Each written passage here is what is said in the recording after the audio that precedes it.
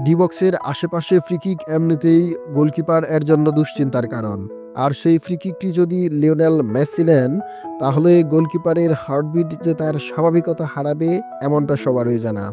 Portuguese club FC পর্তুর goalkeeper রামোসও পরাস্ত হয়েছেন। একটি মুহূর্ত, একটি শট, আর এখানেই ফুটবল বিশ্বকে স্তব্ধ করে দেন একজন ফুটবলার, তিনি লিওনেল মেসি।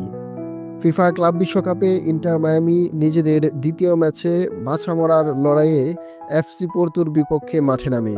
শুরুতেই পিছিয়ে পড়ে ম্যাচের অষ্টম মিনিটেই দ্বিতীয়ার্ধের শুরুতেই দারুণ বুলেট শটে দলকে সমতায় ফেরান তেলাস্কো সেগোবিয়া। তারপর যেন মিয়ামির খেলায় ধার বাড়তে থাকে। ম্যাচের ৫৪তম মিনিটে বক্সের বাইরে লিও মেসি ফাউলের শিকার হলে ফ্রিকিক পায় পিঙ্ক জার্সির inter Miami. Leo Messi free kick নিতে বল সেট করলেন এমন এক পজিশনে যেখানে তিনি সবচেয়ে বেশি মারাত্মক হয়ে ওঠেন। মেসি ধীরে ধীরে বলের পাশে দাঁড়ালেন। লিওর চোখেও ছিল স্থিরতা। বলের কাছ থেকে নিখুঁত দূরত্ব মেপে নিলেন। গ্যালারিতে এফসি পর্তুর সমর্থকদের মধ্যে পিন পয়েন্ট নীরবতা। তারাও হয়তো নিশ্চিত ছিল বিশেষ কিছু হতে চলেছে। গোলকিপার মানব দেয়াল সাজিয়ে নিলেন। তিনিও হয়তো আন্দাজ করতে পেরেছিলেন এটা সামলানো কঠিন হবে তার জন্য।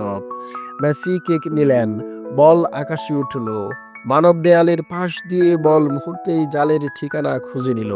গোলকিপার এর বাম পাশের কাটা শট, যাতে ছিল নিখুঁত স্পিন আর পাওয়ারের কম্বিনেশন। কিকে অ্যাকুরেট হুইপ আর কার্ভ থাকায় গোলকিপারের অসহায় আত্মসমর্পণ করা ছাড়া কিছুই করার ছিল না।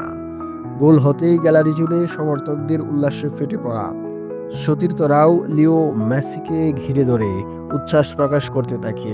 মেসির ক্যারিয়ারে এটি ৬৮তম ফ্রি কিক গোল। সময়, চাপ আর প্রতিপক্ষ সব মিলিয়ে এটি ছিল একটি ক্লাচ মোমেন্ট। তার অন্য ফ্রি কিকগুলোর মতোই এটি জায়গা করে নেবে ইতিহাসের অন্যতম সেরা গোল হিসেবে। লিওনেল মেসির এই ফ্রি কিকটি কেমন উপভোগ করেছেন জানিয়ে দিন ফুটবল প্লাস এর কমেন্ট সেকশনে। ফুটবল ভালোবাসুন, উপভোগ করুন সেরা সময়। আল্লাহ হাফেজ।